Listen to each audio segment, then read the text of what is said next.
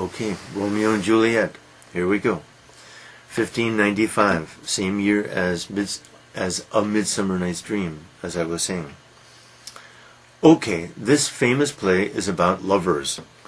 Two famous lovers, Romeo and Juliet. They live in Verona, Verona, in northern Italy. Of course, they're Shakespeare's people, and they are much more British than Italian, but that's okay. Shakespeare took his stories from everywhere, and many of the stories he took from the Italians. The Italians told stories very well, and the Italian society mentality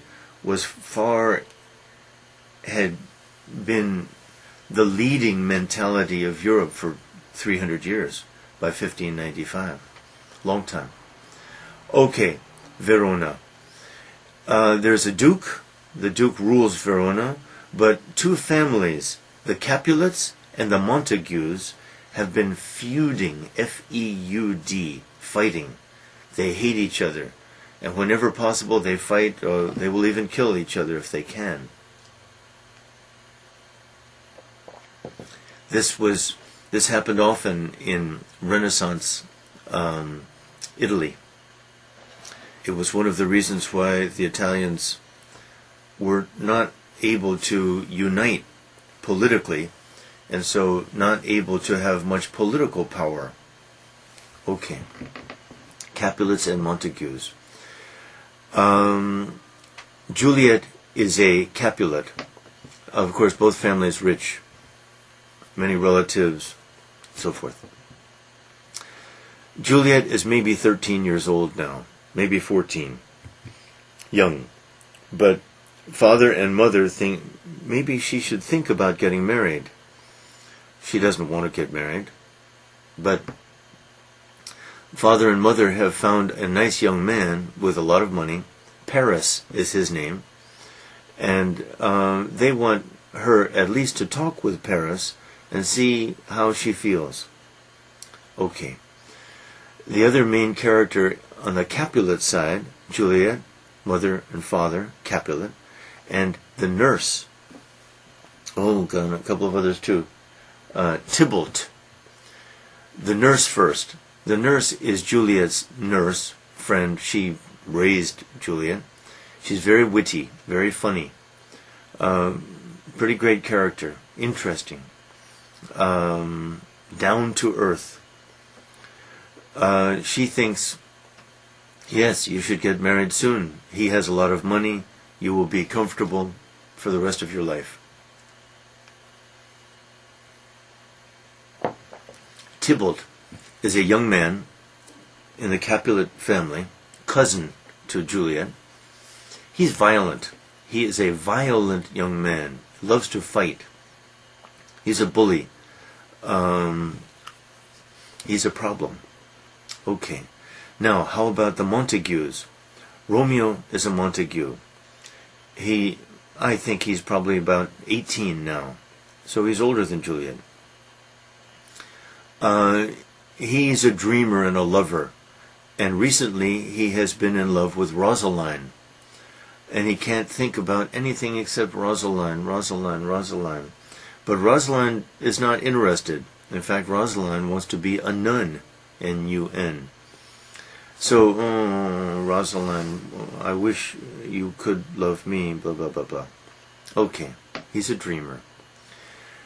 In the Montague family, a cousin to the Montagues is Mercutio. And Mercutio is one of the great characters. In fact, I would say Mercutio is the first great character in Shakespeare. Who would be before? No one. The first really great character. He's witty. And he's cynical. C-Y-N-I-C-A-L. But he's a good man, too. And he's a good friend to Romeo. Okay. There are some other servants in both families. Now, action starts when the servants meet each other at the market. Well, one thing happens, and another thing happens, and pretty soon they're fighting.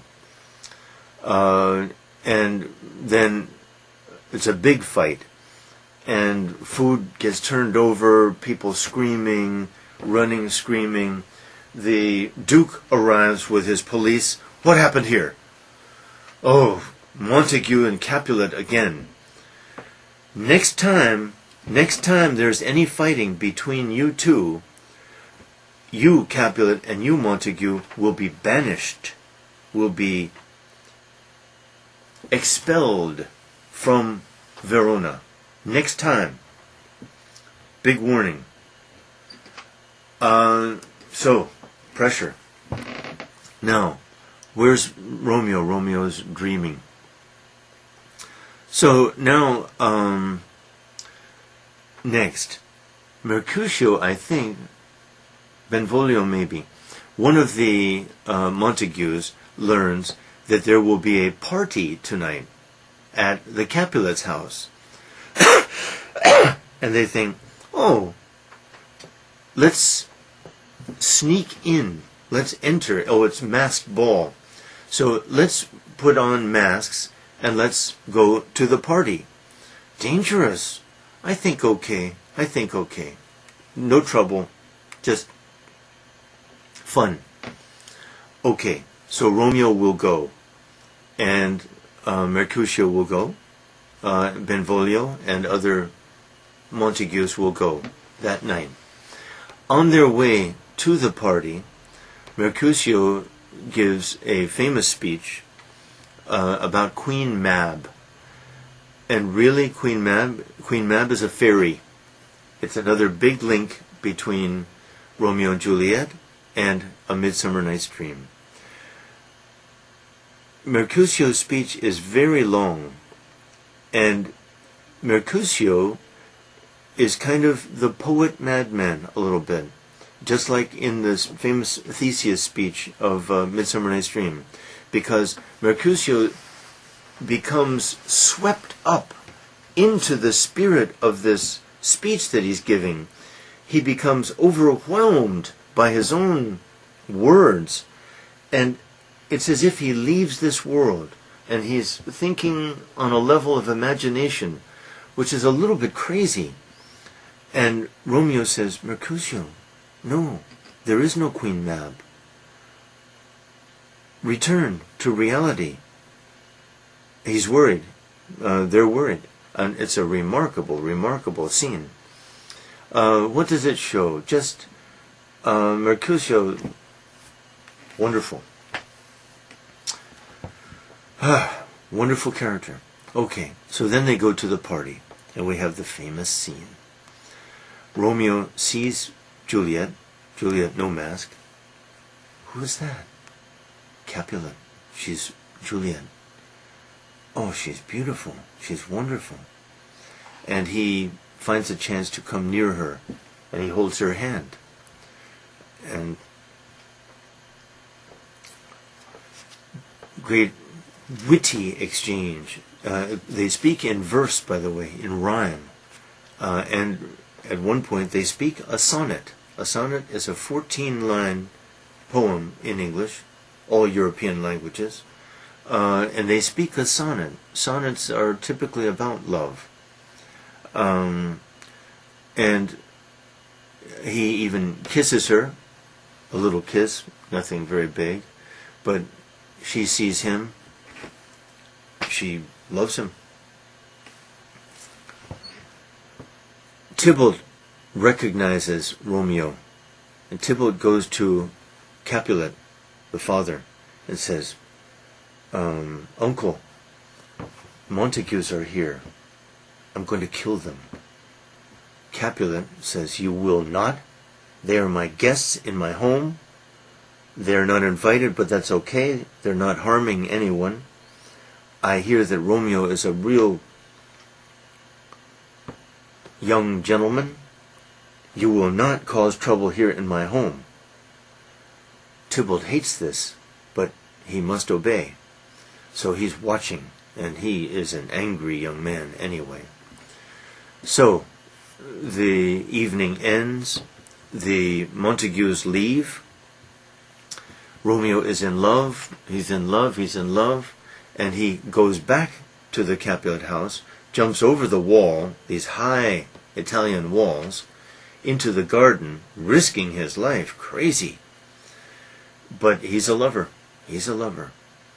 Meanwhile, Juliet goes to her bedroom to get ready for bed, but she steps out on the balcony and speaks to the stars. Romeo, Romeo. Oh, by the way, she knows who he is, Montague, but she loves him. The famous words, Romeo, Romeo, wherefore art thou Romeo, often misunderstood, means, why are you a Romeo? Why are you a Montague? Why couldn't you be some other family so that I could love you and marry you? Why must you be a Montague, my family's enemies? Well, Romeo's standing there in the garden. He hears this. He realizes that she loves him, he loves her too, and he comes out. And they have this wonderful exchange. He even climbs up the vines on the wall just to kiss her. But meanwhile, the nurse is calling to Juliet, Juliet, come to bed. Anon, anon, right away, soon, nurse.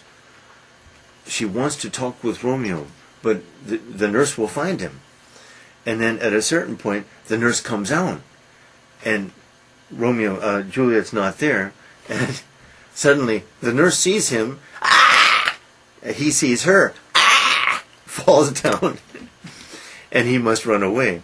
But he and she have already agreed that they will meet. They will meet at Friar Lawrence's place.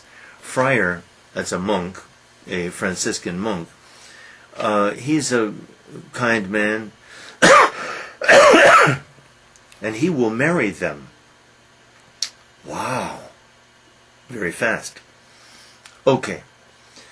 The next day, in the market, Tybalt sees Mercutio. Tybalt and Mercutio fight, and all the Capulets and Montagues fight again.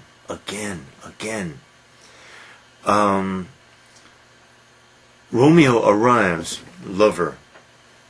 Oh no, don't fight. I mean, the two families, he wants the two families to make peace. He wants to marry Juliet. Don't fight, don't fight. He steps between them. Tybalt stabs under Romeo's arm and stabs Mercutio. Then everybody runs, but Mercutio is down. And Mercutio is dying. His dying speech. Kind of wonderful. Witty, but he's dying. And he knows it. Romeo can't believe it. No, you'll get better. You'll be okay. No, I won't be okay. Tomorrow you will find me a most grave man. You will find me a dead man. And then Mercutio dies. And now Romeo feels like a fool. He thinks he's been a fool. He has caused his dear cousin's death. He's been a fool. And he must get revenge for the death of Mercutio. He must find Tybalt. And so he grabs a sword and he goes to look for Tybalt. Tybalt, laughing, happy that he killed Mercutio. They fight.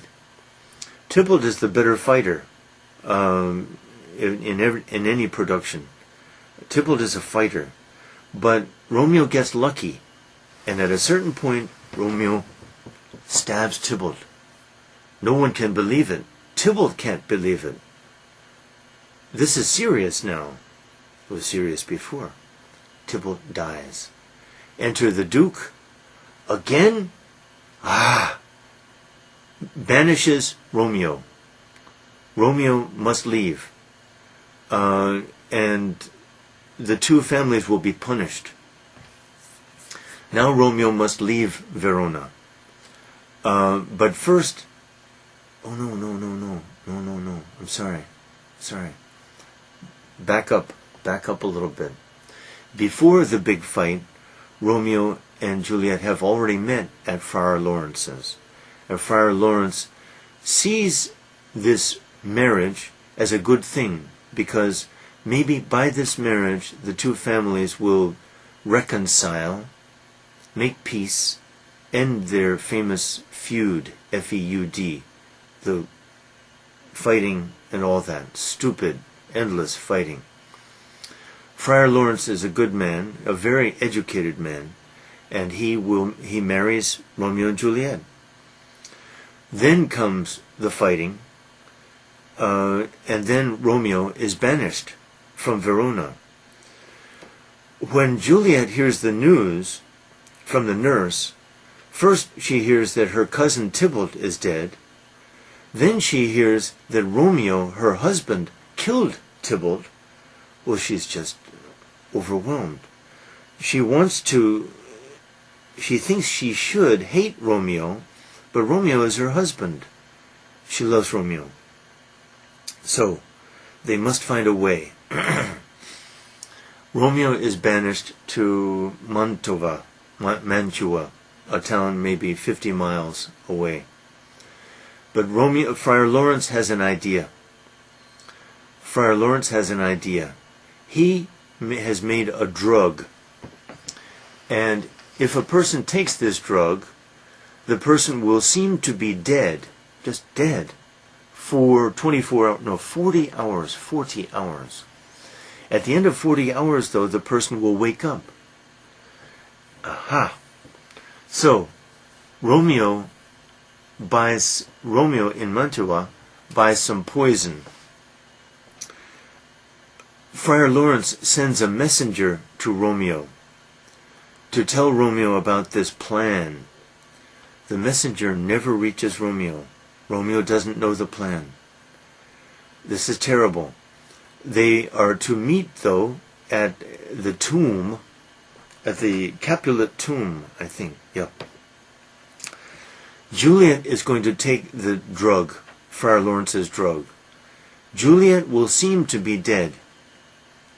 They will bury Juliet in the Capulet tombs. Romeo must go there to find Juliet. Romeo goes there to the tombs to find Juliet, but Romeo thinks Juliet is dead, that she's really dead. He doesn't know. So he is very, very sad. He takes the poison that he buys, and he kills himself. Excuse me. Then Juliet wakes up. She finds Romeo dead next to her. Oh my God. He's really dead. She takes a knife and kills herself. Then both lovers are dead. Then Paris arrives. Then others arrive. Then everyone learns the truth, that Romeo and Juliet were husband and wife. They loved each other. They loved each other so much that they would rather be dead than be without each other. Famous lovers. At the end of the play, then, the two families make peace. The Duke makes them make peace. The Duke speaks and says, "Do you see what fools you have been? How foolish you have been? Look at this. This should not be. These two young, beautiful people dead." Sad end of play. Now I want to discuss something else. You listeners, 7th graders maybe, should understand something. In a tragedy, a true tragedy, people make decisions, but the decisions are they make the decisions because of the kind of people they are. In a tragedy, a person makes decisions, and a person is going to die as a result of those decisions. The tragic hero will die. This is true of Hamlet, Othello. This is true of Oedipus and tragic heroes. Romeo and Juliet, though, is called a tragedy of fate. At the beginning, in the prologue, which is a sonnet also, prologue calls Romeo and Juliet star-crossed lovers. Everything they do has been determined by the stars, by fate. They have no freedom in this matter. It's not really a tragedy. It's not a tragedy of character. It's a tragedy of fate. But really, if we have no freedom, if we have no choice in what happens, then nothing's very tragic. Things happen, but we have no control over these things. So, among Shakespeare's tragedies, Romeo and Juliet is not really a great tragedy. It's a minor tragedy. But among people who go to the theater, it's very moving, wonderful really, romantic, of course. Great secondary characters. Mercutio, great character. Tybalt, interesting. The nurse, very interesting. Even the parents are interesting. The Duke is interesting. The situation, interesting. Great tragedy, maybe no. Great theater, yes.